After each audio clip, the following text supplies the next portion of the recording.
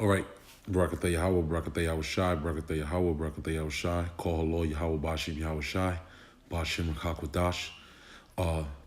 What I just said was all praises to the Most High in the name of His Son, in the name of the Holy Spirit. I want to give a double honor to the apostles and elders of Great Millstone who taught me this truth. Shalom Laboquarium, which means peace to the elect. Okay, and basically this video is gonna. I'm not necessarily sure what the title is gonna be, but the point of the matter is just to prove that we know that we're in the end times based upon future prophecies, especially knowing the Arab stance, if you will, in the World War II. I'm sorry, not World War II. Within the up and coming World War, which is World War III, which is inevitably going to come and is written in the scriptures as the third woe. Okay. In fact, let me get that first. Okay.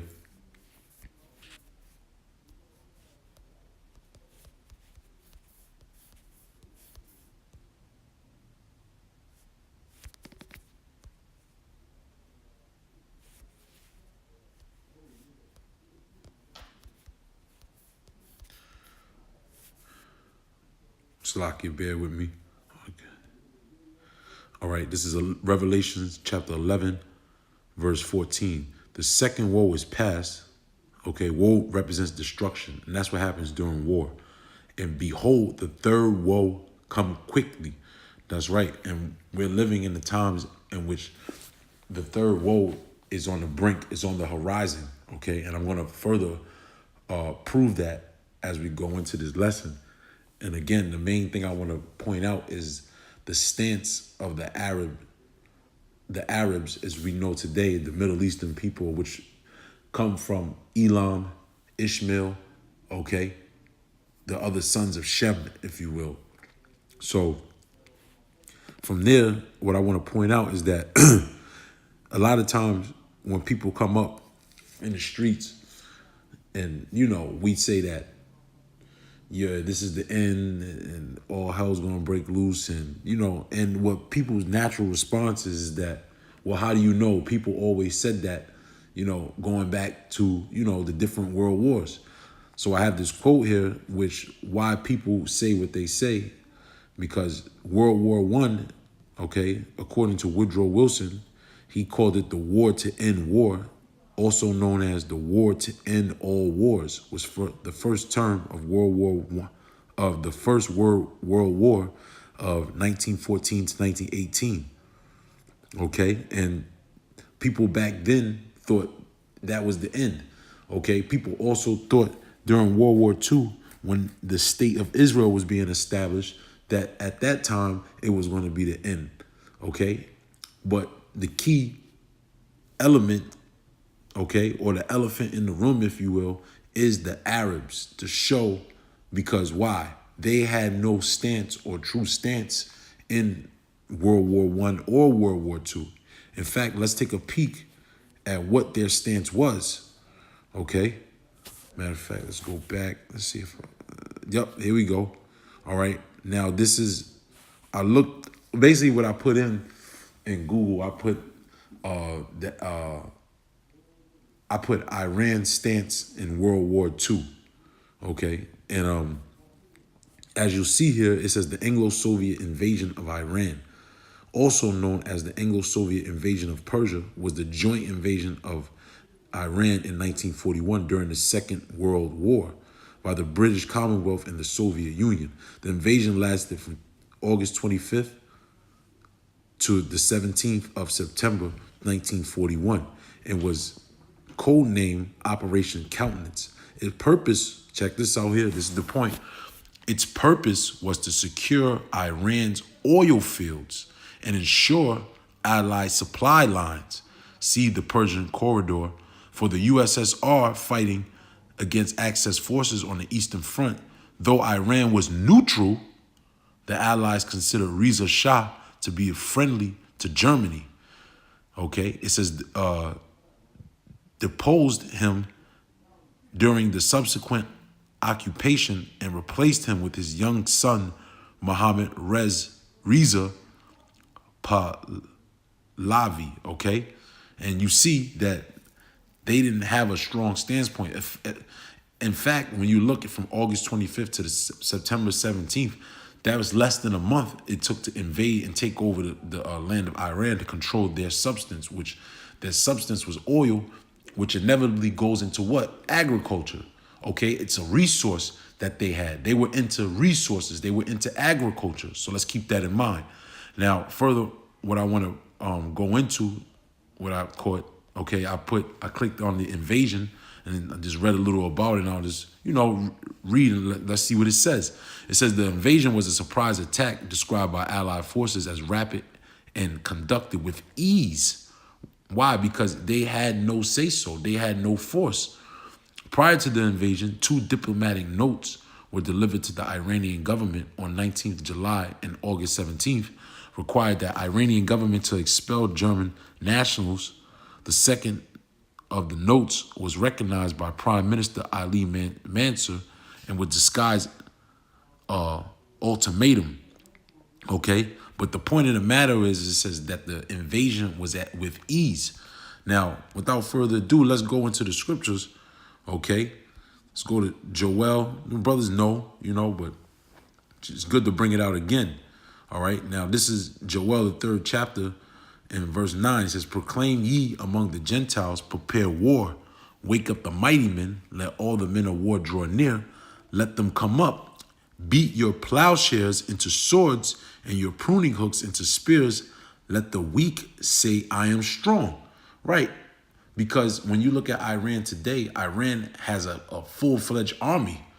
Iran is backed up by Russia, man. Okay, and you see what happened. Russia invaded Iran and basically neutralized a neutral country. Okay, it says, assemble yourselves and come, all ye heathen, and gather yourselves together round about thither to cause thy mighty ones and come down, O Lord.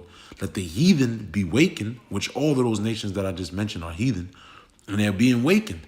Okay, in these times, in these days, they're threatening to wipe Israel off the face of the earth. Back in 1941, they weren't able to do that. Okay, and in fact, when you go into it, there was another invasion into Iraq, because when you go into, which I'm going to talk about a little more, the Persian Empire, okay, the Persians were not just Iran. The Persians was that land space of West Iraq, and what we know today is Iran, okay, the Persian Empire, okay? So when you think of Persia, we only look at Iran, but really Persia stretched forth into West Iraq as well. Now, when you keep going, it says, let the heathen be wakened and come up to the valley of Jehoshaphat, for there will I sit to judge all the heathen round about. Put ye in the sickle, and for the harvest is ripe. Come, get you down, for the press is full, the fats overflow, for their wickedness is great. Multitudes in the valley of decision. What's those multitudes? Okay, those multitudes are the different militaries that are being gathered in this valley of decision. Okay, now also too, we want to point out, we want to identify Jehoshaphat. Okay, it says in the valley of Jehoshaphat. Now let's take a look. Let's take a look at where Jehoshaphat is. All right. Now this is a valley of Jehoshaphat map. Now, Jehoshaphat is in this region here. Okay. It's in basically the land of Israel. Okay, there was a land called the Valley of Jehoshaphat, but it really deals with all this region. And what you also see here is Megiddo. Okay, now Megiddo stems from the word Magadawan. Okay, Magadawan, which, let's go into that. Which, for brothers that learn, you know where I'm going. Okay, but let's get it anyway. This is Revelation chapter 16, verse 16. Okay, it says, and he gathered them together into a place called in the Hebrew tongue Armageddon. Let's look at what Armageddon means. All right. It's broken down, as you can see here. I can't blow it up. But you see the root word where it says the etymology of Hebrew origin, Har Magadawan, okay, Armageddon, the hill or city of Megiddo, okay? So that's the same region, all right? This region here, which you have Iraq, you have Syria, you have Iran. Oh, I'm sorry. It was, I had it backwards. It's actually East Iraq, and all of Iran was considered the Persian Empire, or Persia, okay? What we know today has been split up after time, different wars, okay? Things of that nature. The ancient landmarks have been removed, okay? Now, from there, let's go back into the scriptures, okay? Let's see what else we have. All right, now, a great deal of, like I mentioned about Russia, they being a major influence. So we got to take a look, of course, into Ezekiel, the 38th chapter. And the word of the Lord came unto me, saying, Son of man, set thy face against Gog in the land of Magog, the chief prince of Meshech and Tubal, and prophesy against them. Okay, now let's take a look at who Gog and Magog is. All right, now modern day Gog and Magog will be the land of Russia. Okay, as you can see here on this map, you got Tubal and Meshech. Okay, Magog, Togarmah. Okay, Gomer, as we're going to see in this chapter. It says, and I will turn thee back and put hooks into thy jaws. And what does that represent? It represents Russia coming back into that Cold War mentality to fight up against America. Okay, and I will turn thee back and put hooks into thy jaws, and will bring thee forth in all thine army, horses and horsemen, which that's not around anymore. The horses and horsemen are symbolic to the tanks, the different fighter jets, the different battle cruisers, okay, the ships, the different battleships, submarines, okay? All of them clothed with sorts of armor, even a great company with bucklers and shields, all of them handling swords. Persia, Ethiopia, Libya with them. Now, the main one we want to focus on is Persia. Okay, now who's Persia today? Persia today, as you can see, is very little here. We could blow it up. But you see it, it's what modern day Iran would be. Okay? In fact, I forget what year it was. Let me see something real quick. I might have it in my notes. Sorry. No, I don't have it in my notes. But basically, you can look it up that prior to Iran being called Iran, it was actually called Persia. Okay? Now, let's go back to Ezekiel 38. It says, Gomer and all his bands, the house of Togarmah and the north quarters and all his bands, and many people with thee. Be thou prepared, and prepare thyself, thou and all thy company that are assembled unto thee, and be thou a guard unto them. Okay? Now, we seen from that invasion of Russia going into Iran, that was the beginning of the influence of the Russian army, okay, or the Russians empowering the Persians or the Iranians, man. Okay, so without a shadow of a doubt, man, it's clear cut as day to show that we in the last days. Why? Because you see these powers, you see these countries that didn't have power, okay, like Iran, for instance. They have you can't just, no country is just going to walk into Iran today and just say, we're going to invade it. It's not going to work that way. Why? Because Russia, Gog and Magog have been a guard unto them and have been empowering them with different, nuclear capabilities and different armory. And they've beaten their plowshares into swords. Okay, like the scripture said in Joel, the 3rd chapter. And it's clear as day, man. And that's without a shadow of a doubt proving that we're in the very last days, man. Okay. One more thing I want to show. All right. Let me make sure I don't have no other scriptures. No, we're good. One more thing I want to show. Because there was also, too, like I said, watch. I'll put Iraq stance in World War II. You see? Now, there was another one. the Anglo-Iraqi War. Just like you had the Soviet invasion. We had the Anglo-Iraqi War. See, May, and this one was in May in 1941. There's a British-led Allied army campaign against the Kingdom of Iraq, led by the Axis allied government of Rashid Ali, which had seized power during the Second World War. You see, they were small, they were weak at this time.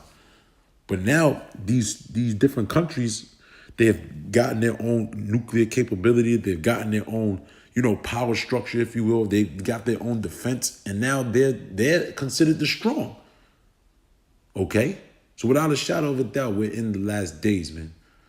Okay, let me see something real quick. Excuse me.